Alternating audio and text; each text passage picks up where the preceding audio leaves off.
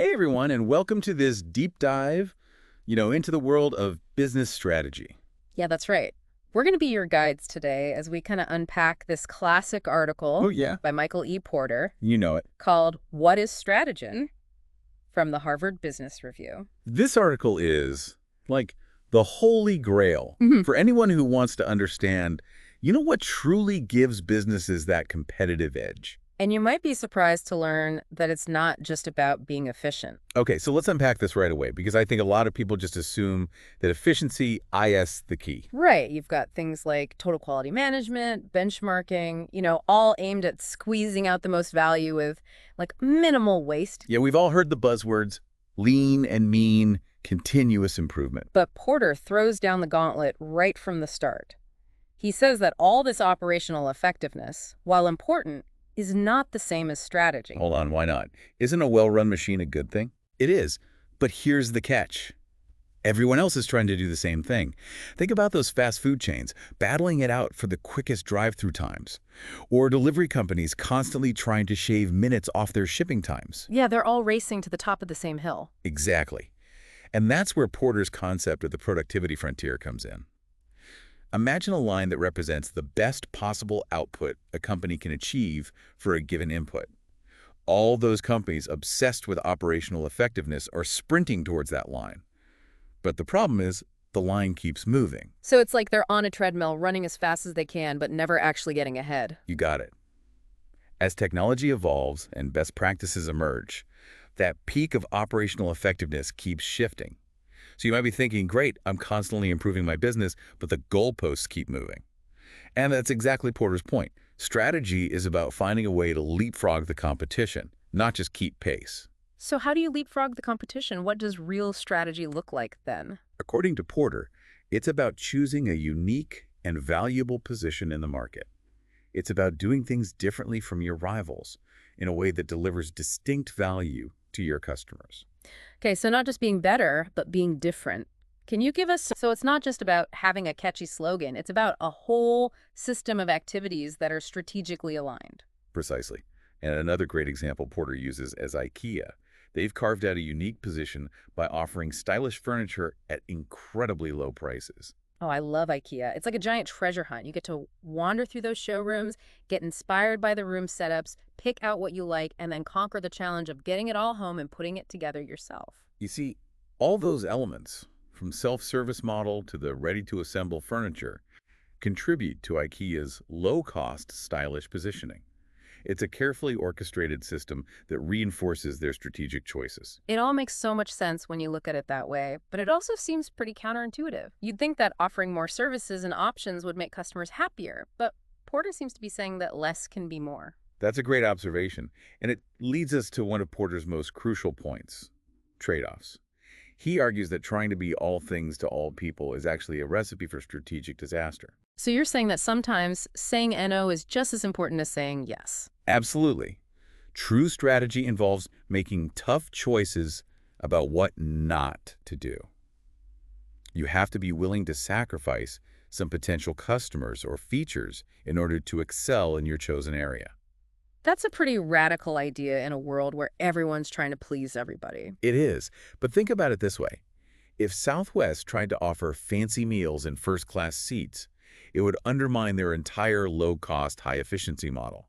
Their planes would have to stay on the ground longer, they'd need more staff, and their fares would inevitably go up. Yeah, they'd end up being stuck in that race to the top of the productivity frontier instead of defining your own game. Exactly. And Porter has a cautionary tale about a company that tried to avoid making these tough choices. Yeah. It's the story of Continental Light.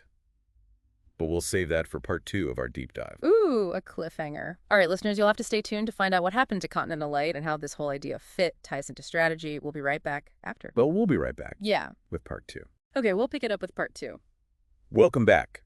Before the break, we were talking about the importance of trade-offs in strategy. Right, the idea that you can't be everything to everyone.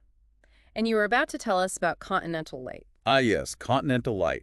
It's a classic case study of what happens when a company tries to straddle two different strategic positions. Straddling? Is that like trying to sit on two chairs at once? Exactly. And it's just as uncomfortable in the business world. Continental Airlines wanted to compete with Southwest on the low-cost front, so they launched Continental Light. Yeah. But they also wanted to maintain their existing full-service operation. So they were trying to be both the high-end hotel and the budget motel at the same time. Precisely. And it didn't go well. They ran into all sorts of problems because their low-cost operation kept bumping up against their full-service one.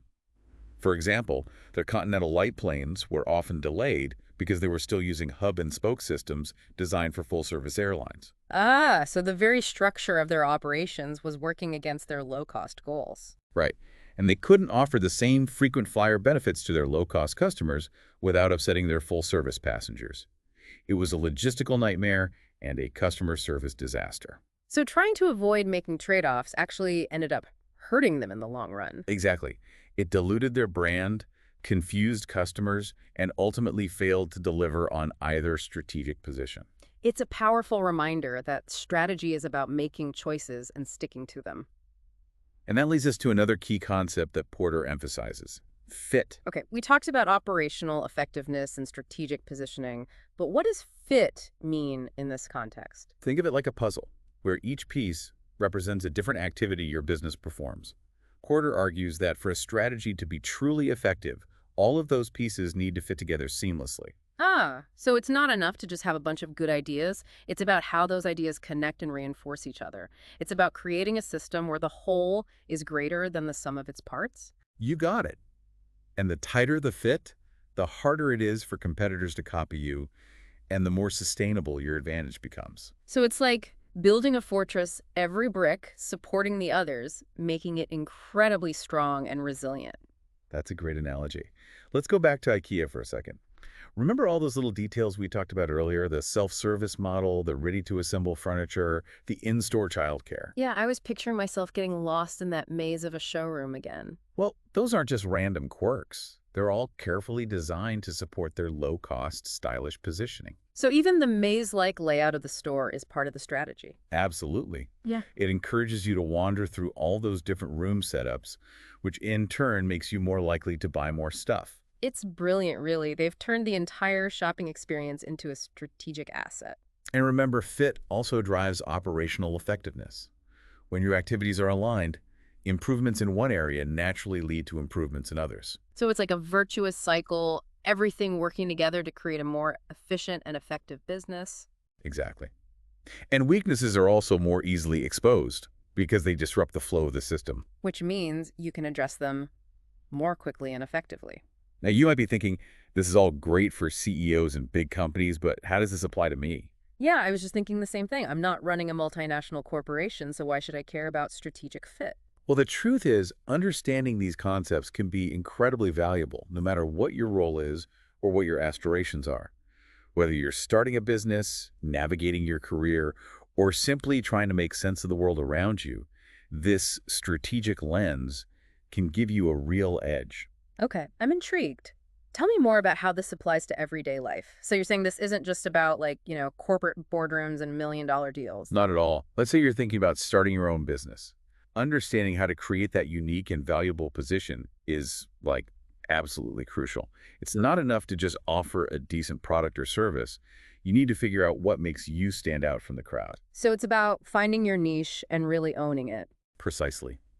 You need to be able to articulate what you do differently and why that matters to your customers.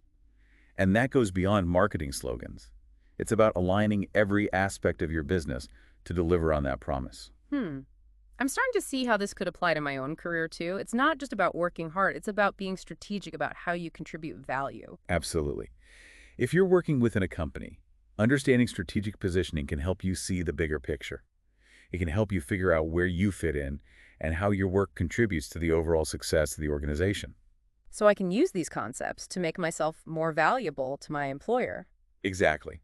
It's about understanding the company's goals, identifying your unique strengths, and finding ways to leverage those strengths to drive those goals forward. That's pretty empowering, actually. It's like taking control of your own career destiny. And even if you're not directly involved in business, understanding these concepts can make you a more informed consumer and citizen.